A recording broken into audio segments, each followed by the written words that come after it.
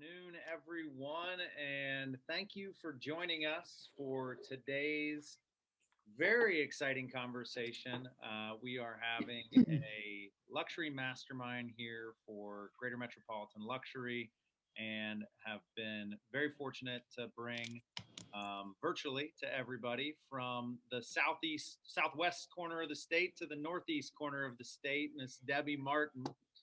Debi is a Keller Williams agent out of our office in Cincinnati. And in case you missed the promo, she has a team that did just over $23 million in sales last year, 17 units, and more than 20. I think the actual number was 22 homes over $500,000. And so we know that we've put our brains together on how to do things well here in Northeast Ohio. And when we spotted success down on the river, as they say, we thought we'd reach out and see if she'd have a conversation with us. So Debi, thank you so much for joining us today. We're excited. You've got a lot of our talented agents in the room who sell a lot of luxury. And as we work to take market share in that subset of the market, we're excited to learn from you today. Great. Well, I'm happy to meet everyone. I am familiar with the Cleveland market in that I've had a couple of clients move to the Cleveland market.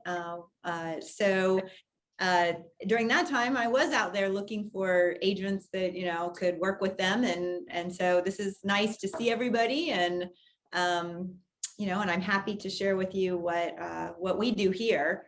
And I've even have some resources here that we can send you after the meeting, so you can take a look at what we do. So Outstanding. Yeah, I have a team, just so you know, I have a team of actually 4 buyers agents. One is brand new. Her background is commercial architecture. So we brought her on because we do a lot of new construction. And so she's really very green and just kind of watching what we do. But I have 2 agents who have been with me quite some time. And I have another agent that has joined us recently and has already broken into the luxury market. She works with a lot of doctors. And so that's a good fit for us in what we do. So I have a full-time assistant, Susan, who makes us look good and makes everything happen. And everybody on our team sort of takes a little subset of what we're trying to do and works that specialty area. And then I have one of the agents always back me up so I can be gone. So my team is critical to me because otherwise I can't do what I do. So. That's awesome. Well, I want to, how would you like to do this? I know we didn't have the chance to connect ahead of time, but I mean, do you want to do a little Q&A? I think, we've got a great group here. I'm sure that will help us out with some questions, or was there anything specifically that you wanted to hit on right out of the gate to get some conversation going? What's the best way for you to do this, Debi? Well, I think I'd just like to start with some Q&A. I have a feeling we'll cover some of the things that I brought, and if we don't, maybe we get to the end and I can just make a few points if we haven't covered it. Yeah, that would be terrific.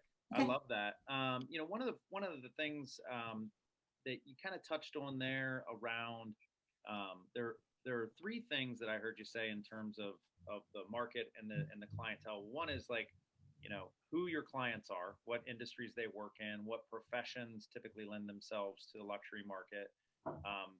There's the geographic area, right, that can be farmed with relation to the luxury communities.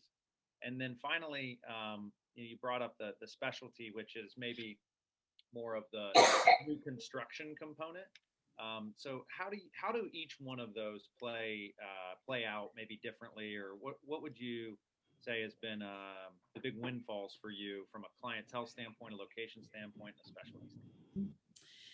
So we do have quite a few large employers here in Cincinnati, and my entry into the luxury sales area began mainly selling it by having buyers first. And I was fortunate enough, Procter & Gamble is here. I was part of a big reload team. I am from a real estate family. My mom was licensed in the 80s. And so as a result, I had an opportunity there for some introductions. And I worked really hard on some buyers who weren't necessarily luxury at the time, but were on that trajectory with their company. And so I have had a lot of repeat business starting there. So I had Procter & Gamble's here, GE, and then we have a big hospital, and I know you do too, Cleveland Clinic. Actually, I have somebody coming in from Cleveland that I'm getting ready to work with from the Cleveland Clinic. They've accepted a position here. So, but that we started working that, and because those are the buyers that I would be, running into, and many of them I found homes for. That then I have a policy of continued contact, a drip campaign that involves some pretty high-end things that I hit my clients between 4 and 6 times a year. I don't inundate them. I tend to not email and that kind of thing. I'm very strategic in those contacts, and I've had a really high retention rate. So the people I sold, homes to as a buyer's agent, I now list their houses to sell.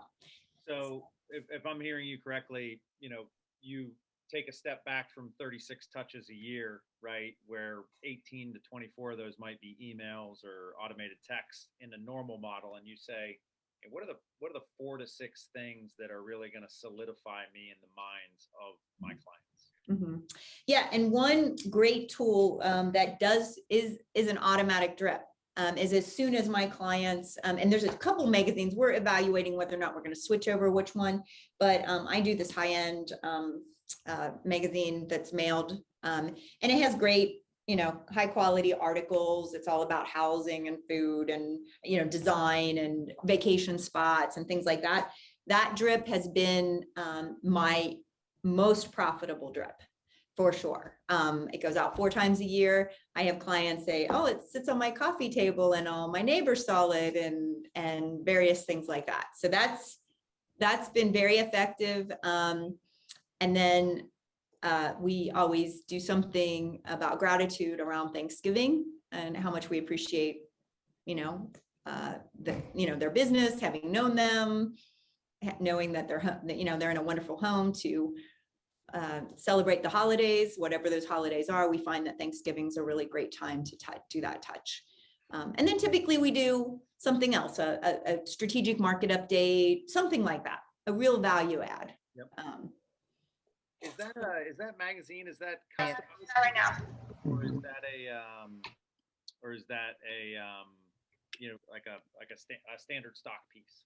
This is the stock piece. It's called Home by Design. And I think that Keller Williams, we were evaluating something, they now have out. And so some of these things, my team goes, hey, we have to look at this the next meeting. And I'm like, okay, we'll look at that. Cause I'll be honest, they monitor everything that's critical for me and tell me exactly what's critical. And that's what I work on. And then everything else they're prepping.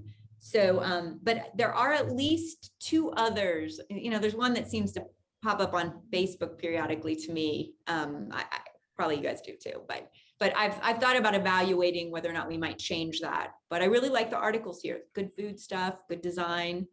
I feel like it's our message at a luxury level. So love that. That's awesome. So that's been very important. I'm trying to think what your third question was. Well, let's see. We talked about clientele from a location standpoint. Do you, obviously we can only live in one place, right? So you have the community that you're in.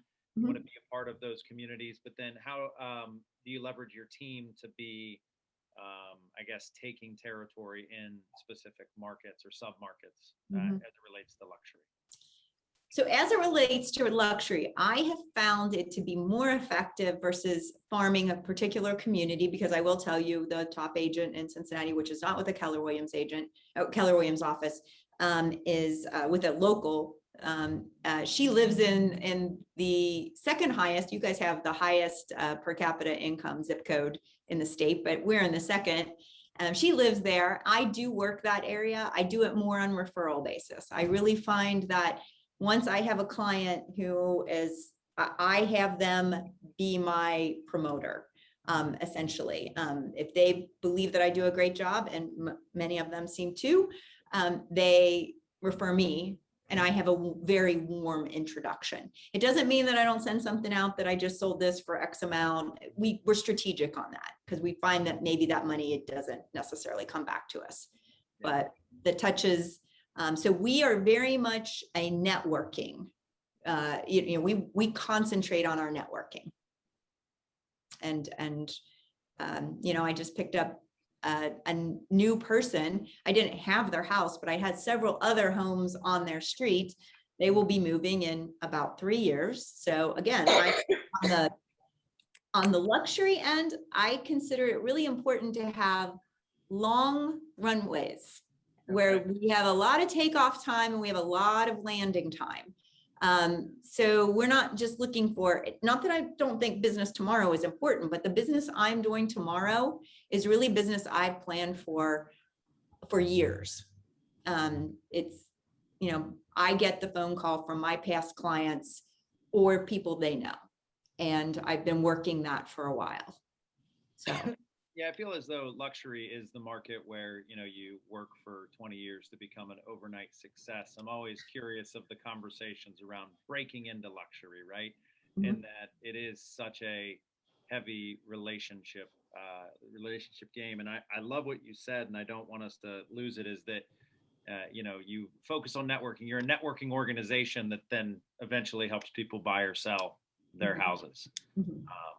That's excellent. And then when you mentioned a specialty, right? Specialty area, was that in reference to new construction or something else that I'm not able to drudge up?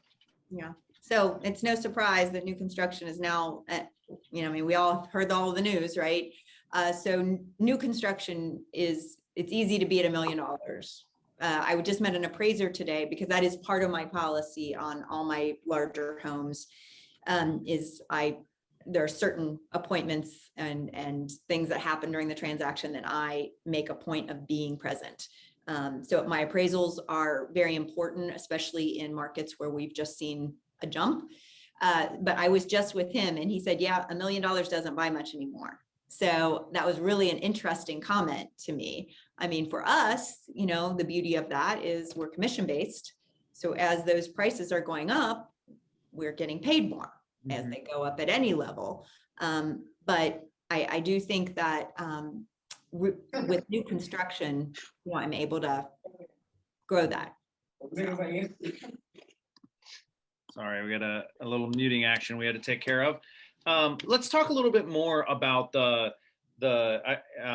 want to dive into the thing you referenced with respect to not missing the appraisal. Now, there is a lot in our industry right now that is around, speed to lead, speed to deal, and transaction, and churning these things out like hamburgers. Can't really do that, or maybe shouldn't at the luxury level. So what are some of the things where you say, this is a can't miss opportunity to solidify the relationship, protect my client, do the thing that they have hired me and are paying, what is in effect tens of thousands of dollars to do for them? Mm-hmm.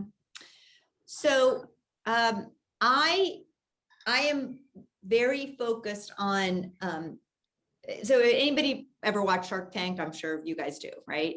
And or have. And they talk about what's your cost to procure a client, a customer. What does that cost? So to me, once I've gone through the cost of procurement, I am completely focused on, because the paycheck is fairly high once you start to get into luxury. I'm very focused on seeing that transaction finish. Now, of course, we can't control everything, but I'm very focused on what needs to happen to make that happen, because the last thing I want to do is put something under contract and then lose it, right? Having said that, I have a current deal that ran into all kinds of problems, not to mention COVID. It's taken me over 2 years to close it. Okay. I'm closing it. I'm closing it in June. Now, that might not have been the best use of my time at certain points, but it ran into it was a lease purchase. And it seemed to be a good thing. Both parties were good. But what happened is a maintenance issue came up during COVID. And the maintenance issue, which that's part of the contract, even though it was a lease purchase, that had to be addressed. So it was a very complicated situation, but we worked it. We said, hey, what do we need to do? Now, I couldn't devote days and days and days to that, right? But I made sure I was devoting focus and concentration on that to see that happen. So some of the appointments that I think are very important, I let the inspection process do its normal process, meaning I don't devote extra time to that. I just have that happen. But if there's follow-up, I do make a point of trying to be solution oriented in that process, because a lot of times, houses are like people, they have things. I tell everybody, let's see if there is a solution that's acceptable to all parties. Having said that, sorry, I'm on somebody else's phone.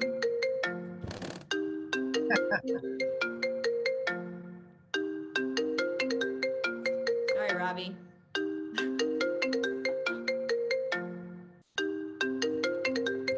It won't decline. Sorry, guys. It's all right. It's all right. And they're persistent. Okay. So I think that appointment is very, that part of the process is very important. And I do make myself available, because I do think at this point on my team, I'm modeling how we solve these things. My phone and who's in my phone and who do I know? I now know the best septic engineers in the city. Okay. That's what the last 2 years have taught me. So I make sure that they're in my phone and I model that for my team. So I say, this is how we solve the problem. Because that is part of our job, is to solve the problems. I also think working with appraisers is important. I do make a focus of being keeping that professional distance. I'm polite. I do not interfere. I tell them what properties I looked at to price the property. And I told them any extenuating circumstances surrounding the contract. I let them know if there's anything else that I can help them with, I will, in terms of data that they need if they can't find it. And when they call me for appraisal information in the future on a transaction I'm not available with, I've saved their name in my phone, I answer it, and I help them with anything I can. So that's how I deal with both of those relationships, vendors and appraisers, because I think it's critical when you go out on a luxury appointment. Those professionals want you to come in and know how to get it all done. Mm-hmm. That's the reason why they're going to hire you. So now, did I know all of that when I first started in the luxury business? No, I didn't. But I learned, and I kept doing those things. I kept adding. So my first year in business, I didn't have the connections I have now. But at this point, those are very, very helpful to me.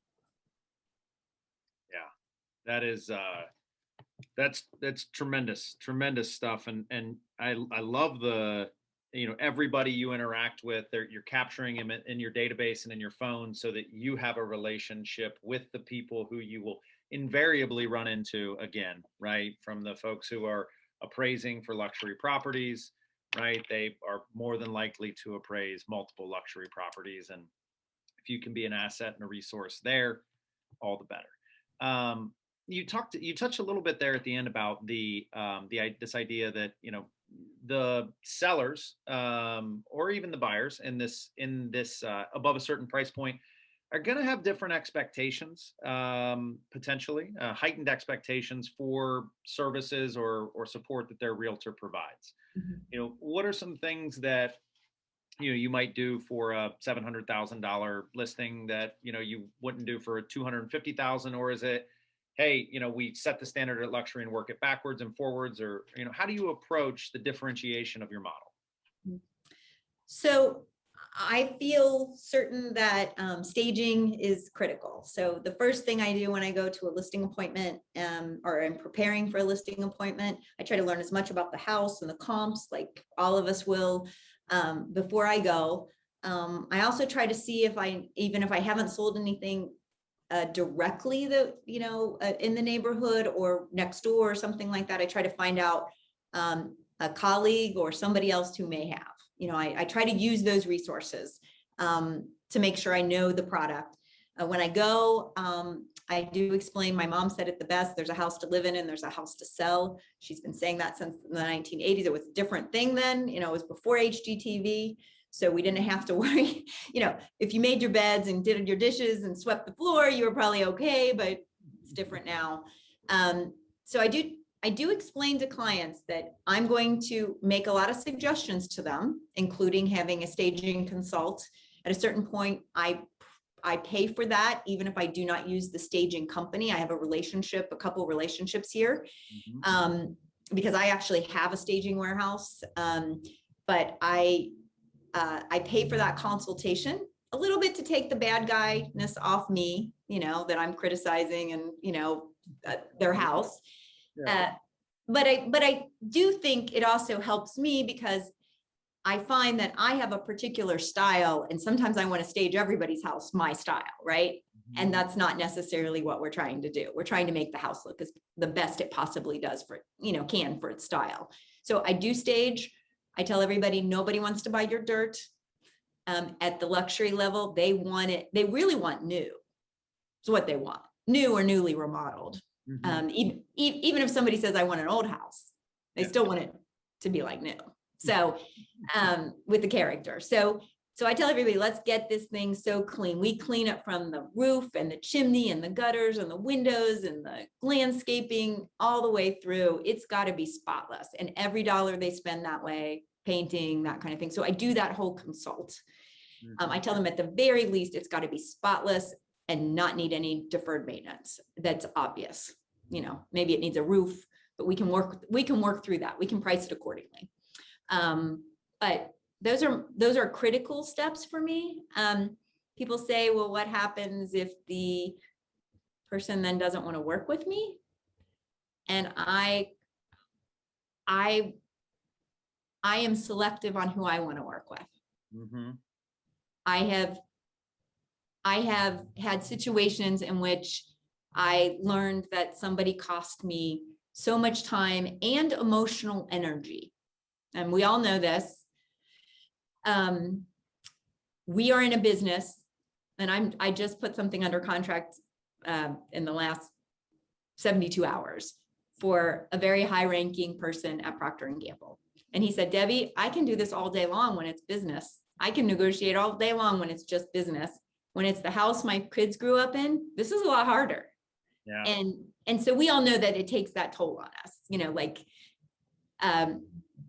we're doing calls at 11 o'clock at night. So I try to make sure that the people I'm working with understand what I'm telling them. If they want top dollar and they want great service, we'll get that done, but I need their cooperation in order to make that happen. And I find if they start saying no, and I had a doctor who actually wrote one of my reviews, if you looked any of that up, who said he didn't want to do the things that I told him that he needed to do.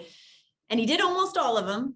And one or two things, carpeting in his master bedroom, I said, you need to do that. And he didn't want to do it. And the buyers told him that was the first thing they were going to do. So ultimately, I feel like we're reading that, but I'd say don't be afraid of that. You will find another client. It may feel like that the deal in front of you is the deal you got to get, the listing you got to get, but ultimately take that energy and take it to the next client. And you'll find that's my one bit of wisdom. That's outstanding. Circling back to something you said at the beginning of those comments, as like a must do, if you haven't sold in that area, right, you look for somebody that's in network to tell you about the community. Are you leveraging relationships with other agents and brokers in the community of, first time listing in a specific community? hey, can I get a price opinion? Like, what are the relationships between buyer and seller agents or the luxury level? How are they different, similar? What's your relationships like with your counterparts? People are people. So some of them, it's great.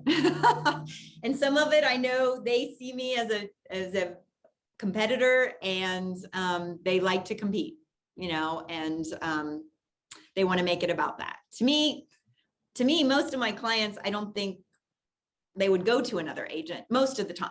I mean, I don't want to say nobody ever, but most of my clients are my clients, and have a lot of loyalty. So when somebody calls me to ask me something, I'm pretty generous with that information. So I think I built that. And then I think the backside of it is, if the other agent isn't cooperative, then I just kind of go, okay, I mean, that's just how I do that. So, but I think there's a lot of information that's out there. We all can look at the MLS and those tools, and I look for that kind of thing, and I save some things that I think are important for me to remember and know. My phone is like, I put notes in there. Neighborhoods I have notes about, builders. A lot of times I've gotten to the point now where I know who built a home. I'm getting interviewed tomorrow. It's going to be a competitive listing, because I don't have a relationship. It'll be $1.3 million-ish, I think. And I looked up their builder, and it wasn't somebody I had directly worked for, but I knew what houses he built, knew his style, knew the things he added. So when they called me for the phone interview, I was able to talk about those things. Mm-hmm. So let's talk a little bit about that, because I think that's a higher degree of preparation than we would see, for most average listings in a market. What are some of the things, your system that you'll work through when there's an opportunity where you don't have the relationship, and you want to make sure that you are putting yourself in the best position to win? So little homework on the property, the builder, their style, if you know it. What else? Yeah. I mean, the normal things that we would ask, and any, why are you selling? And tell me a little bit about what you'd like to accomplish, and what are your concerns, and things like that. I start with all of those things. I have a little saying that I use, which is, I like to know the answer before I ask the question. So whenever I can, I research things that are possible to know. So for example, we have a tax abatement, and I don't know if Cleveland has this, but we have a tax abatement here in the city of Cincinnati for new construction. And I'm one of the top most knowledgeable agents about how the tax abatement works. I've studied it. I've done a lot of new construction. I've sold a lot with tax abatements. So when somebody does have a property like that, I usually know all about it. I usually know how much they've got remaining on their abatement, what that's going to look like. And I do teach about that. I mean, I certainly make that available to my team and to anyone in my office, frankly, any agent. But I know that ahead of time. So for example, the one I'm interviewing for tomorrow has a very nice tax abatement. I knew all about that. From there, I really think the next thing that I'm going to research that would be different than that is luxury homes have details, right? So if you buy a car, if you buy a 4-door sedan, right? You can buy a little Kia 4-door sedan, right? And it's 4 doors, and it's got 4 wheels, and it's going to get you from here to there. And it's going to have a certain amount of square footage, but you can go to a luxury Mercedes, and it's still a 4-door sedan, right? Mm-hmm. And it's still got the same spaces, but it's got more square footage, right? It's got a little more square footage, which, as we would expect, but it also has all of these other amazing features that make it a luxury car. So I think when you're doing houses, you have to begin to learn about that. I've had houses with 50-year roofs and got, copper gutters and downspouts, and all kinds of specialty HVAC systems. I mean, they're not just the standard HVAC system in a lead home. They have all kinds of bells and whistles. So finding out which one it is and how it works, those are some details. And once the client realizes you know that, that kind of sets you apart from the other agents. Mm-hmm. At least that's what I found when I've been interviewed. So from a knowledge standpoint, I mean, that is winning both the hearts and minds of your clients. You know, when you've done your homework and you can demonstrate it in an appropriate way, right? That's gonna go a long way. Mm-hmm. Mm-hmm. Excellent. Yeah, I find that saying the sales things that, and I was fortunate. I did come into the business with family, you know, from a family situation, so I had a built-in base. Yeah. Right.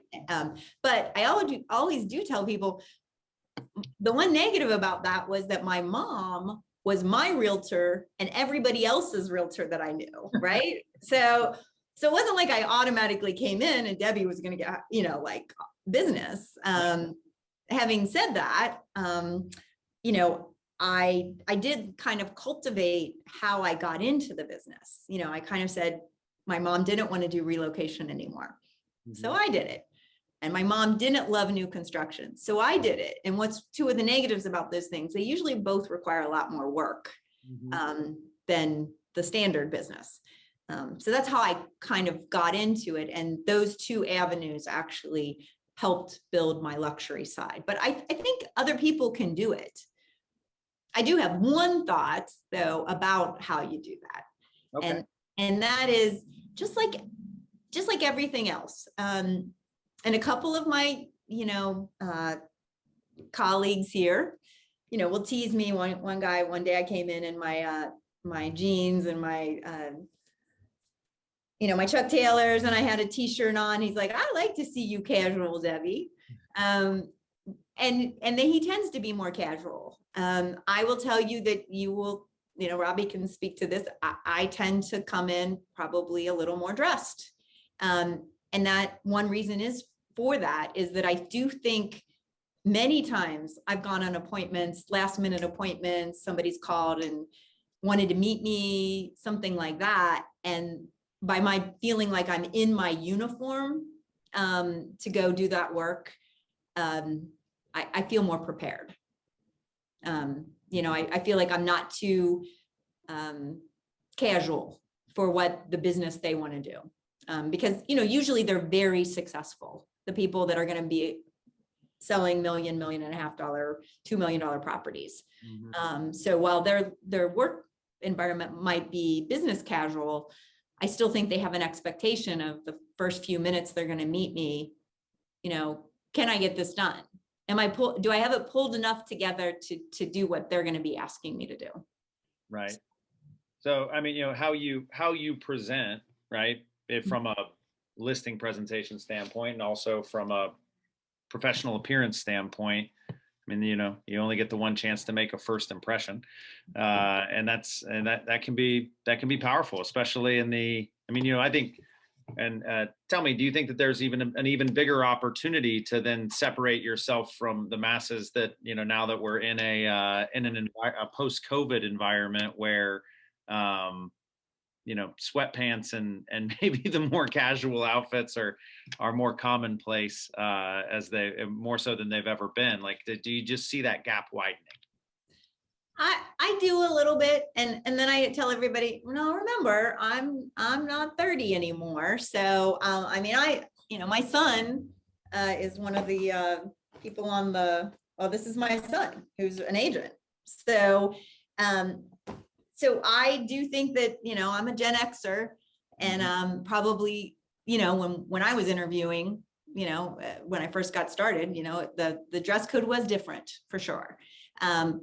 But I don't want to come across as being stuffy either. Right. I mean, it's not like I try to be, I don't know, Robbie can probably speak to that better but you know, I wear, you know, clothes that are just, look like I could stop over and see anybody and not feel like I was, you know, underdressed or something like that, you know. So But again, it's just to try to make sure I'm ready to get those listings every time I get the opportunity. And literally a big piece of my business, the office is here and is within 3 minutes. I do a lot of new construction right down the street. So if somebody calls, I go, oh, sure. I'm in the office. I could meet you there in 15 minutes.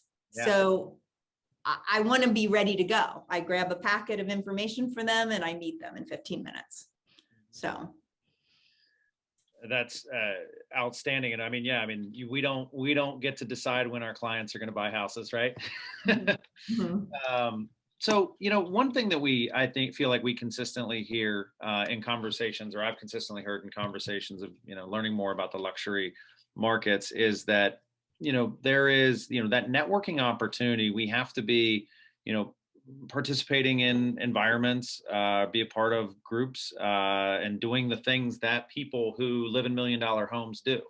Do you believe that to be true? Do you feel as though that's, maybe just like an oversimplification of the networking component, or, what are the opportunities and where I'm investing my business development time? Mm-hmm. Okay. So I don't belong to a country club.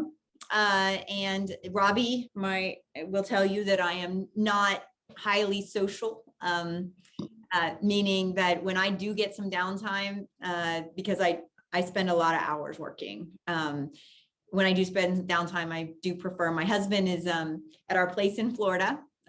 6 years ago, we bought a place. I fly into RSW, so just north of Naples.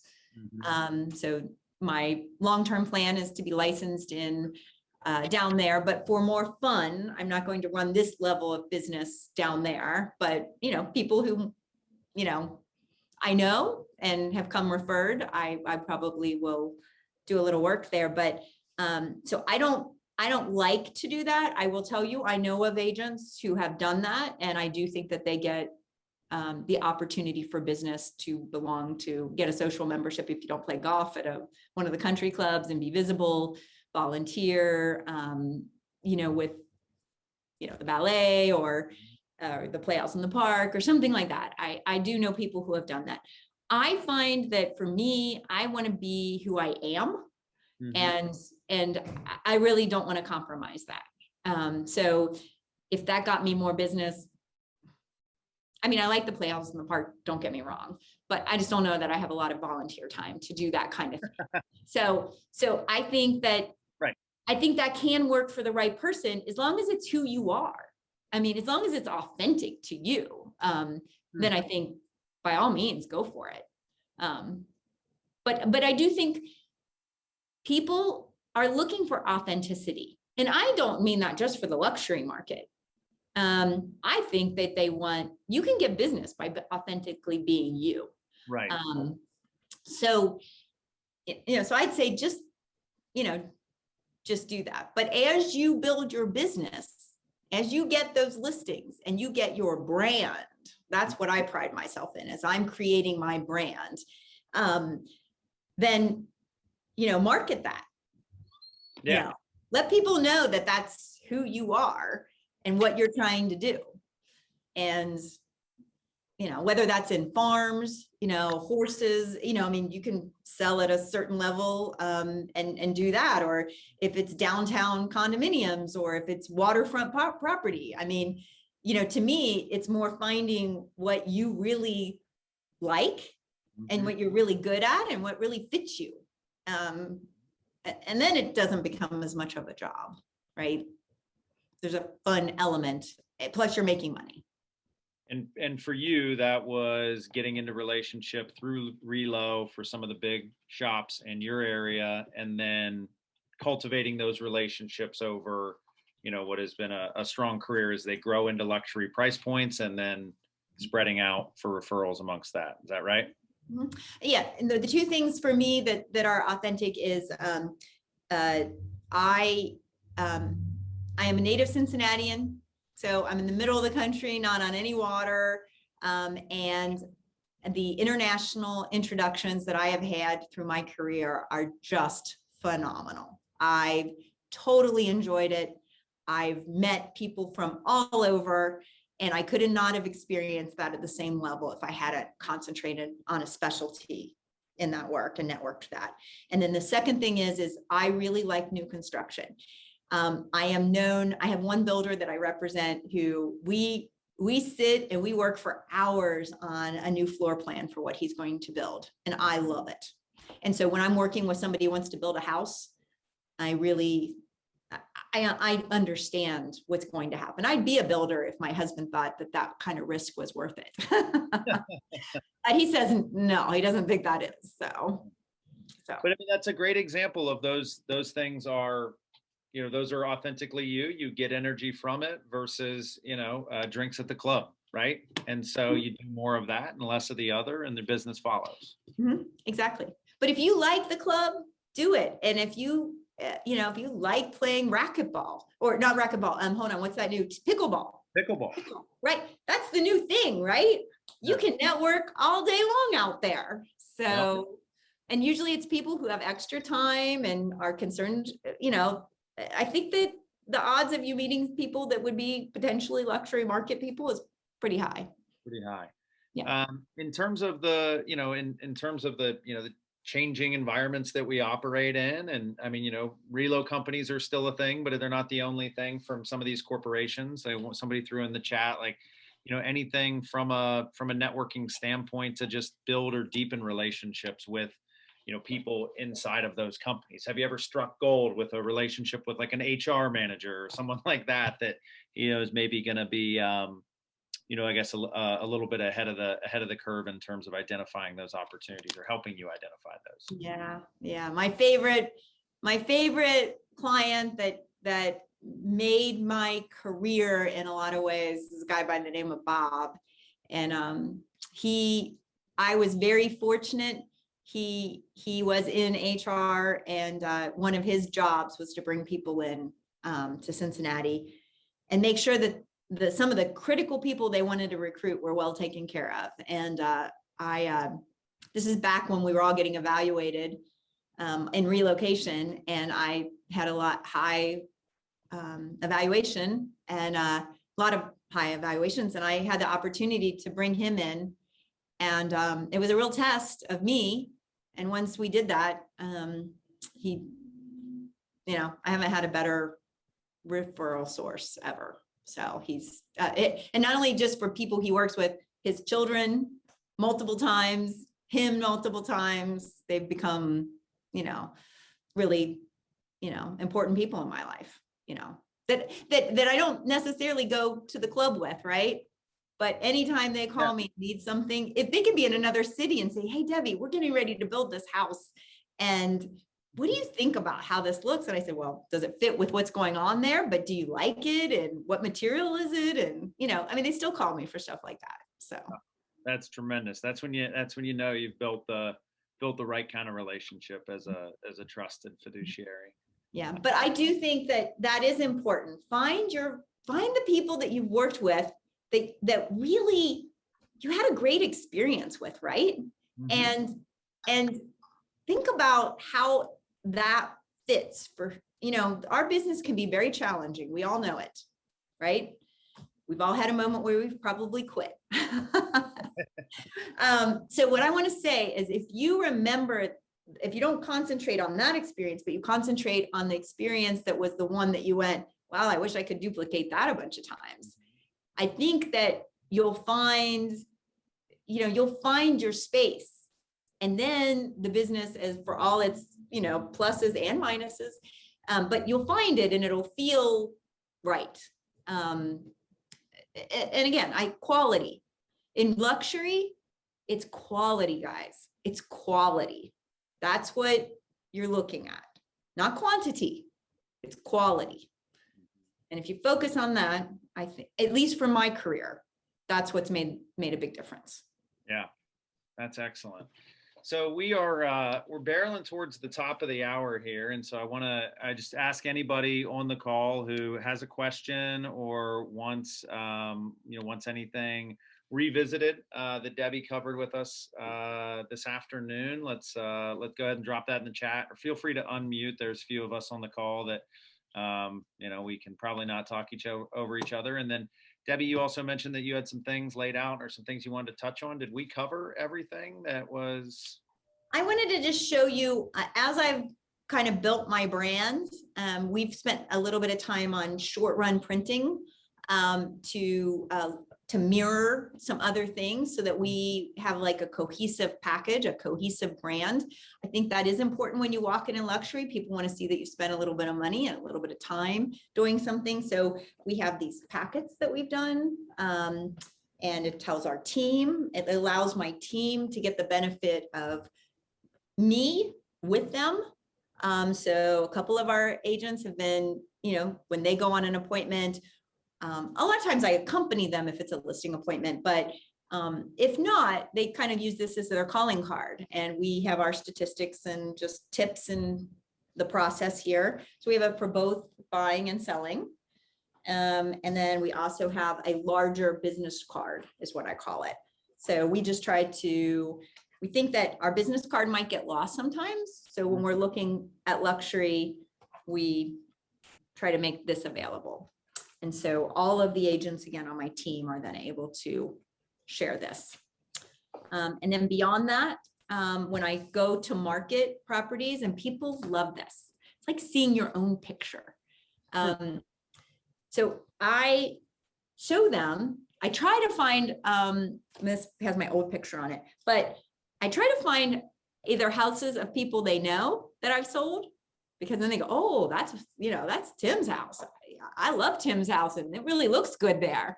But basically I take this sort of thing and I kind of show them, like, I'm going to market your house so well that your people you work with see it, you're going to be very proud that that's your house.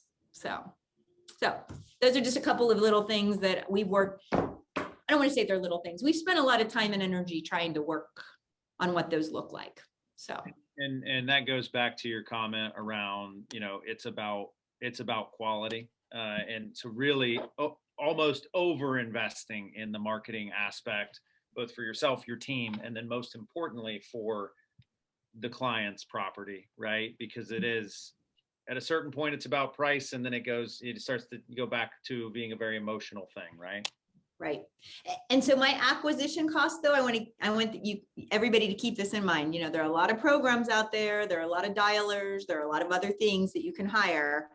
But actually, when I look at my cost per client on acquisition, if I go get a luxury listing, it's pennies on the dollar. So I just want you to know that this, yeah, sure, this might cost me $5 to print.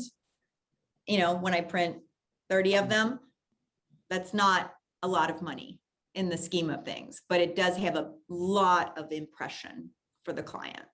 So. Debbie, did you hire a marketing consultant to put together your presentation for your buyers and sellers? We looked at others that we had seen, and I want to tell you that Katie on my team, this Katie Kennard, was Katie Cortar before, but she got married. Katie's been with me going on 5 years, and Katie actually has some talent in that background, and John was also a marketing person. So what we can't do ourselves, we do send out for some design, but I want to tell you, a lot of it they work on. When we're kind of in the down season too, as you know, I'm not all about how many houses I sold. I'm about profitability. So we have a down part of our year, usually while we're prepping, and they spend time on this. And I pay them separately for that time. As the lead, I pay them for that work. Debbie, to piggyback on to what Debbie Garson just asked you, that's wonderful that you have those talented people on your team. Before you had them, did you go to an outside marketing firm to design those brochures? No, but I think you could. I mean, I just didn't. I didn't look as good. It was a lot of times me. Before I decided to go the team route, which was when my son decided he was going to become an agent, I really worked. It was Debbie and an assistant. So I didn't hire people. It was my business card, but then I changed it. But I do think going to a marketing person would probably be effective.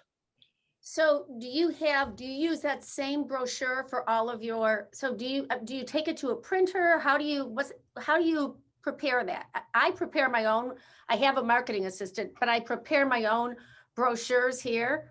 But I would love to have something that looks more professional. Where do you have those done?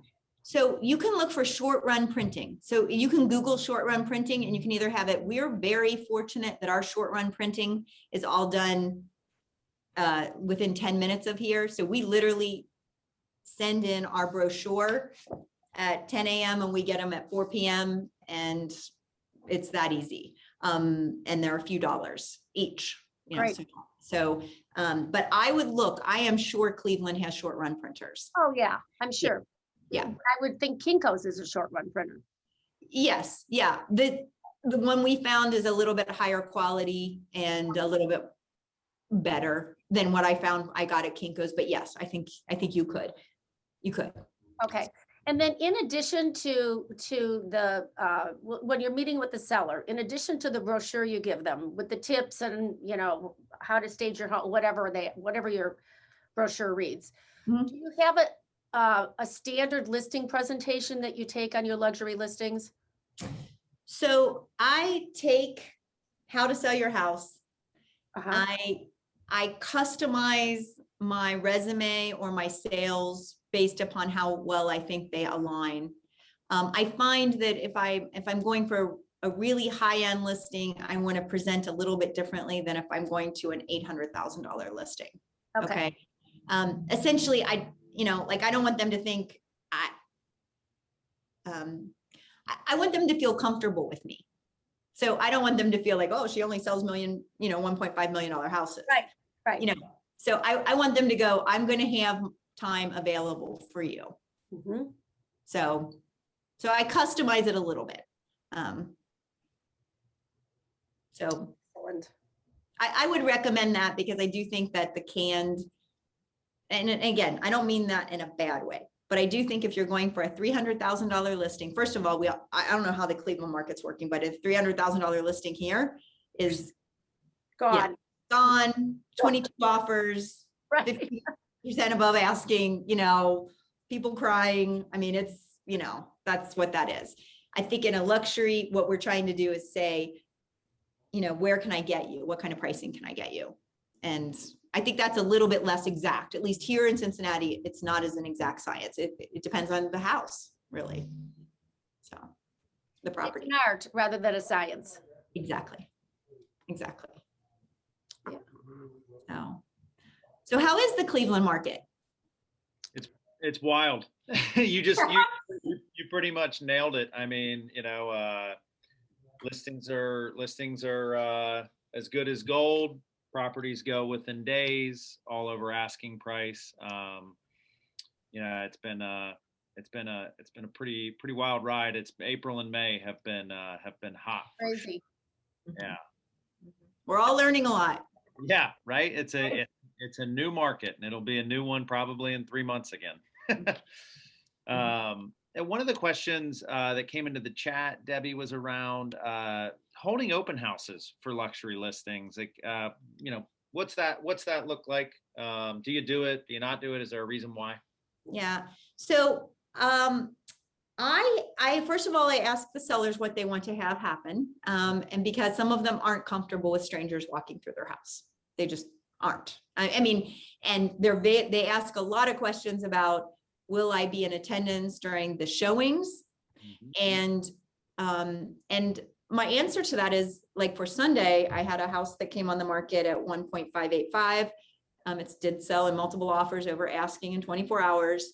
And I played that according to the agent. If the agent had seen the house when it was previously for sale, and I knew that they knew that local market, I did not attend the showing, but I had 16 showings that day. So I really just went to lunch when they were there. And then, but it just kind of depends. So sometimes I'm present. And then open houses are, and I'd like to do open houses because a lot of times I meet people or I see people again or something like that. So I don't mind doing it. I usually have John or Katie or both with me, especially if the house is occupied. to be sure that nobody's just wandering around opening drawers. And, you know, so it really depends, but some of the sellers don't like it, especially if, if it's empty, they don't mind it. You know, I stage the house and they don't mind that. If they're living there, they tend to not want people walking in. So. So when you talk about staging the homes, you say that you have your own, what do you have? A warehouse with furniture? Yeah, couches and beds and wow, lamps and all of that. I do that because it's fun. I mean, for me, it's fun. I do have to be careful. For a while, John, because he was on, you know, my son, you know, I go, oh, John, let's go pick up the rugs and let's do this and let's do that. And I had, you know, depending on how busy I am, I can't have all that fun and go put rugs and lamps in people's houses. So I also have a staging company that I refer for both the consult, and then also for, I have a pretty glamorous house getting ready to come on, and I needed a really high level of finish for it, for the staging. So I just, and sometimes I pick up a little bit of that, depending on my listing contract. It just kind of depends. If I want other business, or if I have a business plan behind it, I decide how much I'm going to invest in the listing, and then I strategically invest the money. That's how I do it. So. It's interesting. I don't know if anybody else on this call feels the same way. We have staging companies that I use often, but I don't know. I mean, I'm impressed to hear that in Cincinnati, you have high-end stagers. I have yet to find a high-end stager in Cleveland. We had one. We did. We did. We had Wynnum. Oh, Jane. Yeah. No, yeah. But she's not in the business anymore. So there is no high-end stager here. There isn't a high-end stager. No, there isn't. Yeah. I have two stagers. One has been around a really long time. I have used her, and I do think that her look is, I mean, she's very creative. And so she doesn't just hang any piece of art on the wall. Like, she might create a piece of art with a an incredible branch or something. So for the high-end stuff, I think that really comes off nice. And then my other stager, I've met with her, and I know what's in her warehouse, and they email with me and send me pictures ahead of time. So I kind of tell them what I want. And they kind of tolerate that. So, you ever do virtual staging, Debbie? I've done it on a few properties. To me, it's more the emotion of the experience when they walk in an expensive house. Right. And I think the virtual staging, I use that if I have an outdoor area that can't look good because it's winter, right? And I have them zhuzh it up for the online stuff. Yep. So. Excellent. Yeah. But that's one of the reasons I got my staging warehouse, is because I started out going, oh, it needs this rug, or it would look so much better with these lamps, or something I saw at Pottery Barn or Restoration Hardware or something like that. So I'd buy a few pieces. Sometimes they'd move in and out of my houses. My friends would go, wow, that's a great lamp. Hey, Debbie, where'd the great lamp go? Well, it's at someone's house. So I did that for a while. And then I finally just said, I'm just going to go ahead and get these pieces. And many of them, I'm like, that's my magic piece. That's going in that house and it'll sell. So, but I just enjoy that. I don't think you have to do that. I enjoy it. That's the reason why I do it. So. Excellent. What other questions do we have, gang? And I know we're running a little bit over here, but this is just fantastic stuff, Debbie. So if you don't mind sticking around for any other questions that come through. I don't mind. It's nice to, communicate with other people. I'm so happy that, it looks like in the next few months, I'll be able to, maybe I won't be in Cleveland seeing you guys, but maybe there'll be events where we can all get together with other agents and that kind of thing. I think it's good. I think it feels good. Where are you in Naples, Debbie? So we're actually north of there in Bonita Springs. Oh, beautiful. Yeah. So we bought in 2014. And so Haha, great time to buy. I know. I'm glad I'm not buying right this minute. So, Yep. Hey, another question for you, Debbie. Yeah, how does social media tie in with all of this, right? Is it a part of it? Is it an afterthought? Do you just not even touch it? Okay, so the truth is that I don't have a Facebook. Well, I think I have a Facebook. They had to make a Facebook for me to have a business Facebook page, but I don't do it. So I rely on John and Katie. John and Katie tell me that this is critically important, and I believe that probably for their demographic it is. And we're moving towards that, and soon their demographic will be able to afford more house, and they'll move up and we'll do things the way that they've done it. I find that my particular demographic, not that they're not on Facebook, but it's a very social thing. It's not about real estate. It's more about their kids and what they've done and the stories of their life, for the most part, at least at that level. At 1.5 million, I know they have Facebook pages, but they're not buying real estate off of that. Katie and John monitor any listings, that are popping up on any of the Facebook groups that we need to know about, and they keep me informed. So I really want to cultivate them into that. For me, I mean, they'll post up our house if we do a tour or something like that. We make sure it's there and everything, but the good old MLS, I want to tell you, I believe the right presence there, syndicated out and looking the right way, sells houses, which I know is a little school, but I think it does. So, well, we got another question in the chat that might even seem more old school, but I know we have agents who have a tremendous amount of success with this in terms of advertising in local print publications. So we have a few here in various communities that we find agents seem to have a lot of traction with. So are you putting things in an advertising ecosystem like that?